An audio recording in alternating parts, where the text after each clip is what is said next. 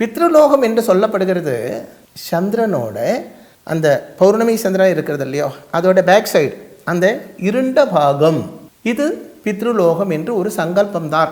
அந்த இருண்ட பாகம் பூமிக்கு அபிமுகமாக வரும் பொழுதுதான் அமாவாசை என்று சொல்லப்படுகிறது. அதனால தான் பித்ருக்கள் அப்போ நமக்கு அபிமுகமாக வருது. அதனால தான் அமாவாசை அன்னைக்கு தர்ப்பணம் பண்ணணும் என்று சொல்லப்படுகிறது இல்லையோ. தர்ப்பணம் அமாவாசைக்கு தானே பண்ணுறோம். ஏன் காரணம் என்றால், அதாவது பித்ருக்கள் வசிக்கிறது என்று சொல்லப்பட்ட அந்த லோகம் அது ஒரு சங்கல்பம் மட்டும்தான். அது நம்மளோட அந்த பௌர்ணமியோட பேக் சைடு, சந்திரனோட பேக் சைடு இருண்டு இருக்கும். அமாவாசை ஆகும்போது அந்த சைடு நமக்கு முன்னாடி வருது.